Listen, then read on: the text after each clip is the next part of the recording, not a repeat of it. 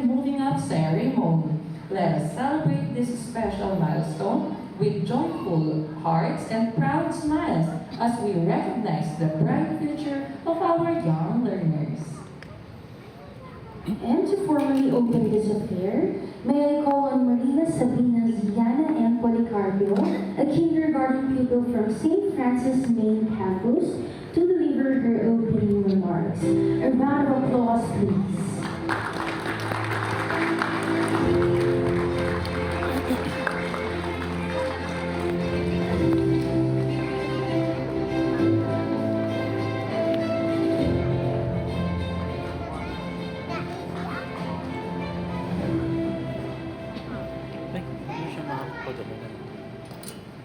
To our school principal, Dr. Joanne R. Rubilla, to our management administrator, Mrs. Joyce and R. Malinaw, to the other school heads, members of the faculty, and staff, guests, our dear parents, fellow awardees, a pleasant day to all of you.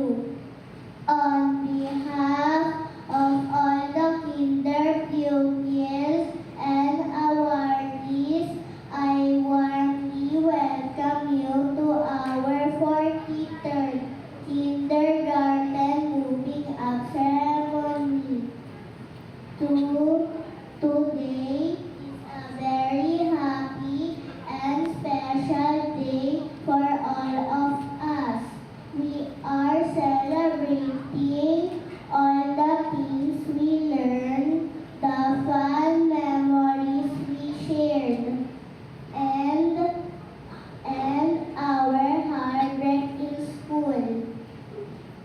We would like to say thank you to our school administrators and teachers, especially to our kindergarten advisor, Mrs. Emily Togoto, for guiding and teaching us. Thank you also to our dear parents for your love and support. Most especially to my mommy Sandra and daddy Marvin. I love you very much. To